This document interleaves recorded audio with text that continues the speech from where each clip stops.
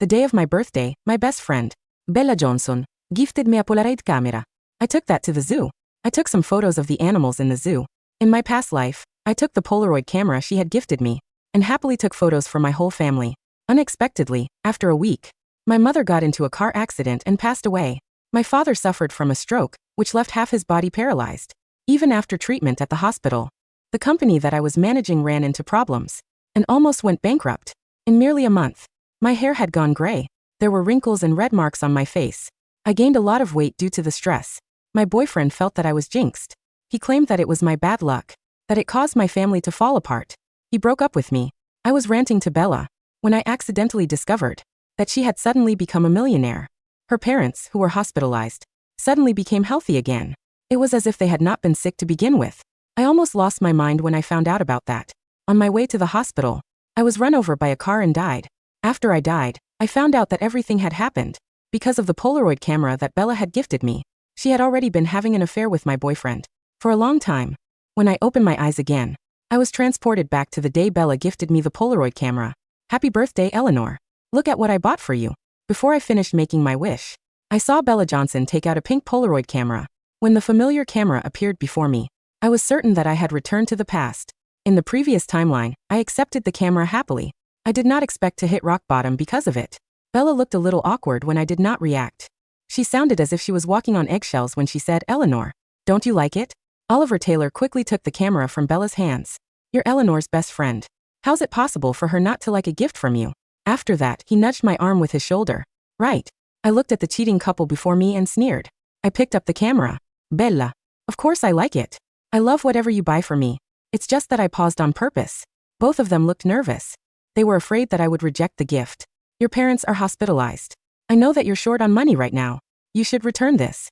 I pushed the camera in Bella's direction. She stepped away from it like it was the plague. "Eleanor, you've helped me so much. The least I can do is give you a nice gift. You should take it." She then immediately took out a stack of Polaroid films and looked at me sheepishly. "Look, I bought these for you too. You can use it," Oliver said in agreement. "Bella chose this for you. It's even your favorite color, pink. Come on, just take it." I nodded and picked up the camera. I aimed it at Oliver. "All right, let me take a photo of you to see how it is." Oliver was terrified. He immediately covered his face and yelled at me. "Don't, Eleanor. Bella bought that for you. The first photo you take should be of yourself." Bella tugged on my sleeve. She pretended to be offended as she stared at me. "This is my gift for you. Why are you taking a photo of him? The first photo must be a family photo with you and your parents in it. Otherwise I'll be offended." I snorted and put the camera away after seeing their innocent act.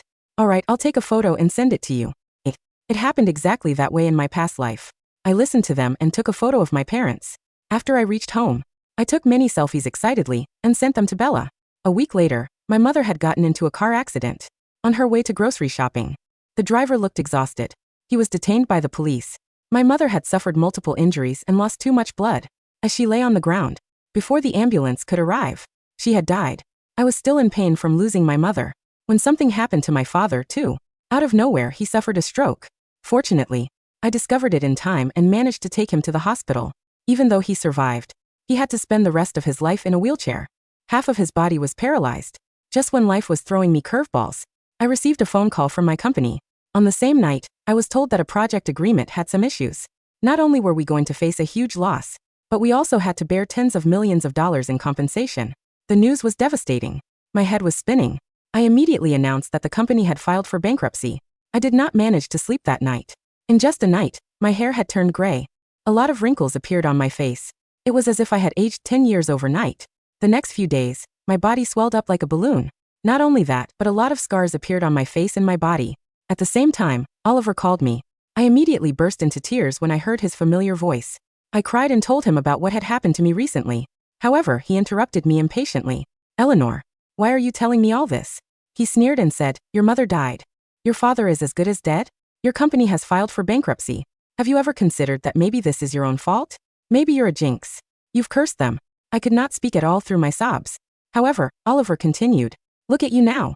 I can't even stand your disgusting face. Let's break up. You bring bad luck to your own family.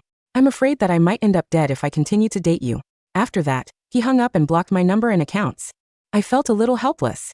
I intuitively felt that something was wrong. However, I did not know what it actually was. It was not until I video called Bella that something dawned on me. Her face, usually covered in pimple scars, appeared smooth. She covered her mouth shyly. Eleanor, what did you do to yourself? Look at me. A woman has to know how to take care of herself. She spoke. I noticed someone walking behind her. It was her parents, who were supposed to be bedridden at the hospital. I stared at them as I asked anxiously, have your parents been discharged from the hospital? Bella looked furious. She said indignantly, Eleanor, what's that supposed to mean? Are you hoping for them to die in the hospital instead? Why are you so cruel? It's no wonder your mother's dead, and your father's paralyzed. Serves you right. Her harsh words stung me. Before I could react, she hung up. I felt frozen. I felt stiff. And awkward. As I put my phone away, I crossed the road in a daze and got hit by a car. The two of them quickly announced their engagement after my death. Even flaunted her wealth on social media. Eleanor, let's pay and go. Aren't you done yet? I heard Oliver's voice. It was only then that I realized. I was still stuffing food into my mouth. Both of them stared at me in confusion. If you're still hungry, maybe we can order more for you. I smiled awkwardly and wiped my mouth. That's all right. I'm full. After we paid for the meal, Bella wanted to go home. Oliver looked at me hesitantly. How about I drop you off at your company first? Before dropping your best friend home? He deliberately emphasized that Bella was my best friend.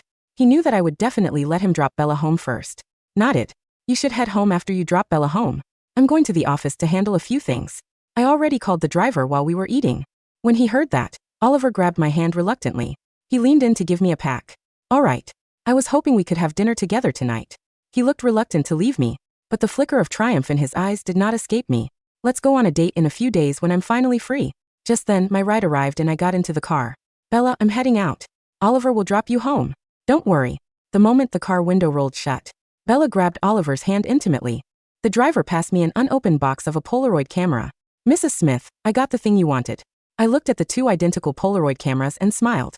Let's go to the zoo. I wanted to walk around and use the camera Bella had given me. After I reached the zoo, I headed straight to the monkey enclosure. I excitedly took a few photos. And I saw a bear and some boars. I took some photos of them too. Just when I was about to leave, Bella sent me a text. Eleanor, did you use the camera yet? Did you take any photos? I did. The camera is quite good. She immediately sent me a voice recording. It's great that you like it. You can take your parents' photos with it too. At the end of the voice recording, I could hear a man's heavy breathing. It seems like the two of them were getting impatient. I held the 3 Polaroid photos in my hand. The animals in them looked so lively. It was as if they might leap out at any second. Time to head back to the office. Even though I had returned to the past, I was traumatized by what had happened to me in my previous life. First, I arranged a full body checkup for my parents and hired a maid. My mother was a little unhappy. Why are you spending all this money? You don't think I can handle it? No. I just want you to be healthy, Mom. After I took care of my parents, I immediately checked through the project agreements to look for any potential issues. I did not sleep for a whole night. I made sure that none of the agreements had any issues.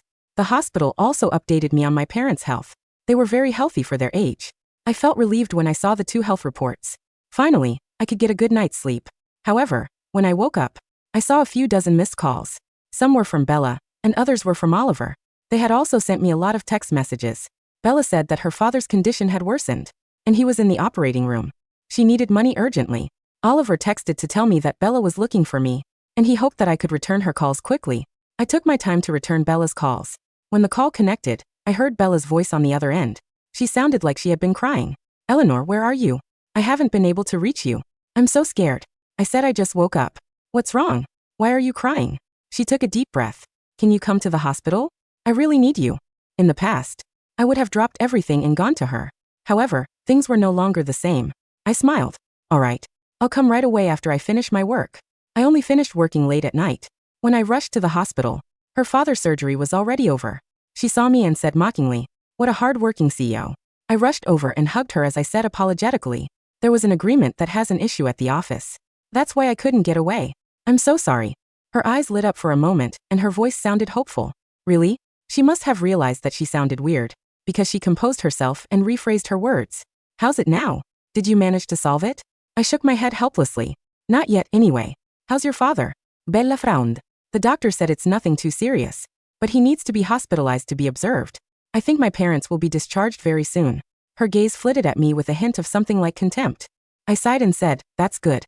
But deep down, I knew things were not going the way she wanted. I spent the next week at work and refused to meet Oliver. He was happy about it as he kept meeting up with Bella. Then Bella posted something on social media. Even though she deleted it immediately, I still managed to see it. Help.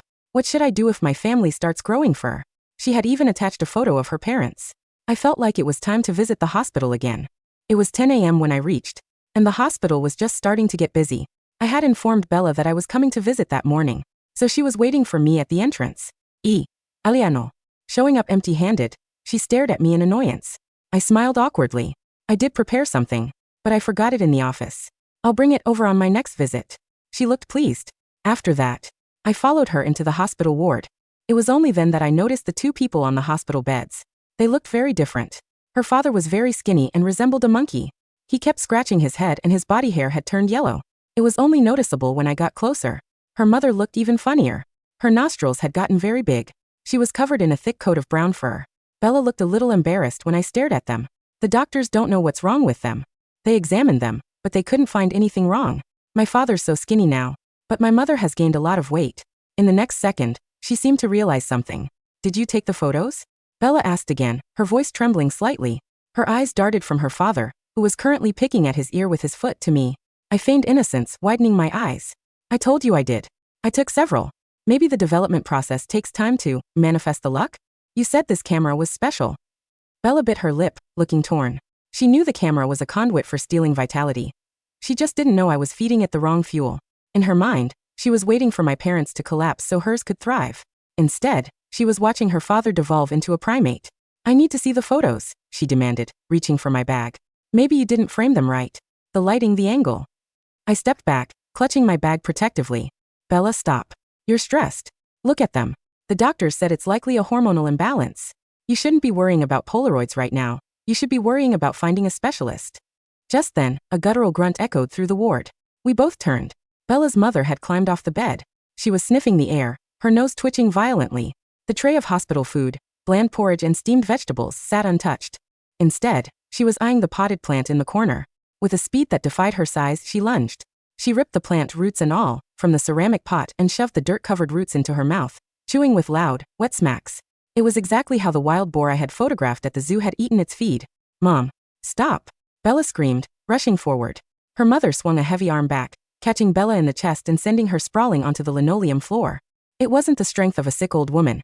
It was the brute force of a wild animal. I rushed to help Bella up, hiding the smirk that threatened to break through my facade of concern. Oh my God, Bella. Are you okay?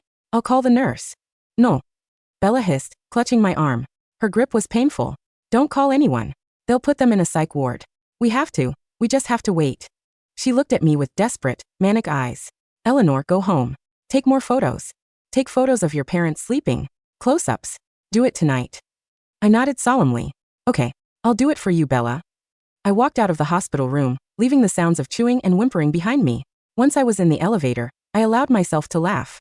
It was a cold, hollow sound, but it felt like victory. Over the next few days, the situation spiraled beautifully. My company, which was supposed to be sinking, secured a massive partnership with an overseas firm. I had caught the errors in the initial contract that had ruined me in my past life, and the new terms were heavily in our favor. My bank account balance was growing by the hour. Oliver, on the other hand, was growing desperate. He had invested heavily in a startup that Bella had recommended.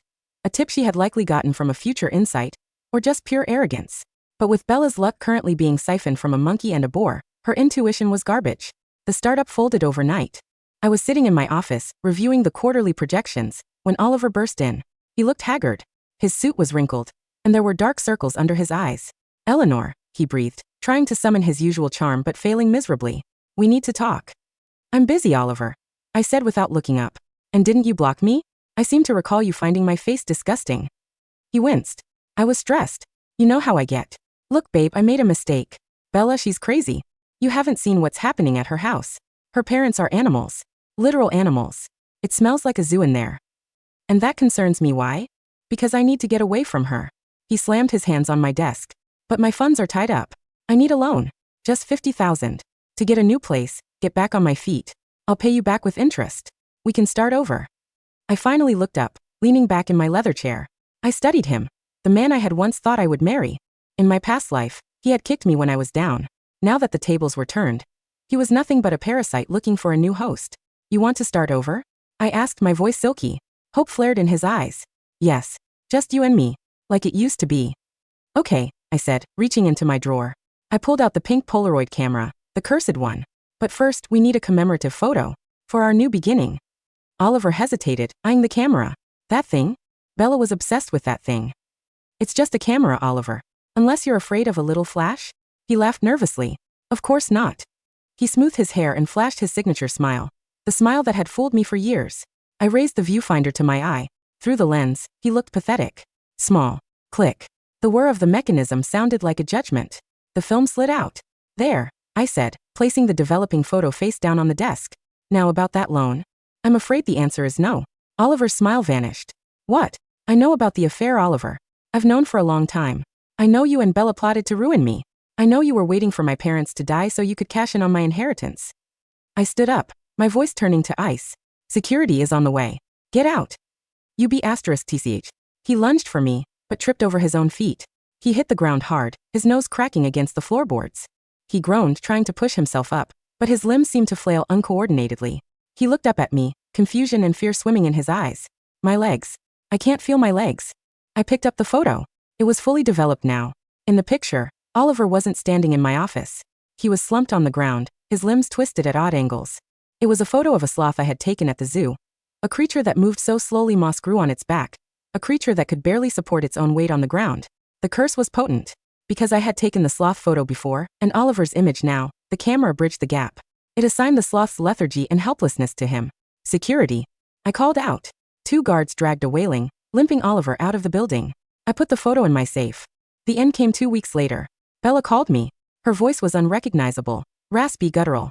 Come over, she croaked. Please. I drove to her house. The lawn was overgrown, the grass knee-high. The windows were covered with thick drapes. When she opened the door, I almost gasped. Bella, the woman who prided herself on her smooth skin and beauty, was covered in patches of thick, coarse hair. Her posture was hunched. But the worst part was her eyes. They were darting, wild, devoid of humanity. It's the camera, she whispered, letting me in. The house smelled of musk and feces. I figured it out. You didn't take photos of your parents. She led me into the living room. Her parents were there. Her father was perched on top of a bookshelf, screeching at the ceiling fan. Her mother was curled up on the rug, gnawing on a raw steak bone. Bella turned to me, holding a kitchen knife. Her hand shook. You took photos of animals. You fed their essence to my family. I didn't flinch. I returned the gift you gave me, Bella. You wanted my life? You wanted my luck? You bound yourself to that camera. All I did was choose the subjects. Fix it, she screamed, lunging at me. But she was slow, clumsy. Her body was fighting itself, part human, part something else. I easily sidestepped her. She crashed into the coffee table. There is no fixing it, I said calmly. The camera takes a soul to feed a soul. You've been feeding on the zoo. To reverse it, you'd need to take a photo of something divine. But I don't think God poses for Polaroids. Bella sobbed, dropping the knife. She clawed at her face, trying to rip off the patches of fur. Why? I was your best friend. You killed my mother, I said, the memory of my past life burning in my chest. In another life, you let my father rot. You stole everything. This is just balance. I reached into my bag and pulled out the decoy camera. The brand new one I had bought, the one that had no magic, no curse. Here, I said, tossing it onto the couch.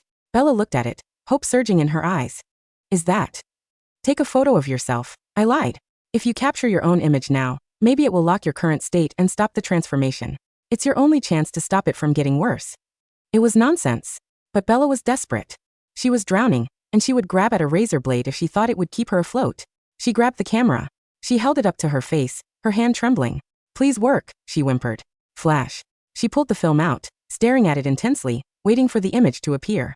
It's not working, she screamed after a minute. It's just me. It's just a normal photo. Exactly, I said, walking towards the door. It's just a normal camera, Bella. I destroyed the other film. You're stuck like this. The realization broke her. She didn't scream, she howled. A long, mournful sound that was joined by the screeching of her father and the grunting of her mother. I walked out of the house and closed the door on the human zoo. Epilogue. 6 months later. I sat on the patio of my new villa, watching my parents' garden. My father was walking without a cane, laughing as he pulled up a carrot. My mother was scolding him playfully, her face flushed with health and vitality. The curse of the original timeline was broken. My parents were safe. My company was the leader in the industry. I picked up the morning newspaper. On page 4 there was a small article. Local family deemed unfit, transferred to specialized facility. Authorities discovered the Johnson family living in squalor. Neighbors reported animalistic noises for weeks. Doctors are baffled by a degenerative genetic condition affecting all 3 members, causing rapid hirsutism and cognitive regression to a primal state. They have been moved to a high-security psychiatric ward for their own safety. And below that a smaller blurb. Former business rising star Oliver Taylor arrested for attempted fraud. Taylor, who claims to be suffering from sudden onset paralysis, was caught trying to embezzle funds from a nursing home. I folded the paper and took a sip of my tea. On the table sat the pink Polaroid camera. I had removed the batteries and smashed the lens, but I kept it as a reminder. Eleanor. My mother called out. Come take a picture of this tomato. It's huge. I smiled, grabbing my phone instead. Coming, Mom. Some memories are best captured digitally. I was done with Polaroids. I was done with the past. The sun was shining. And for the first time in 2 lifetimes, the future looked entirely my own.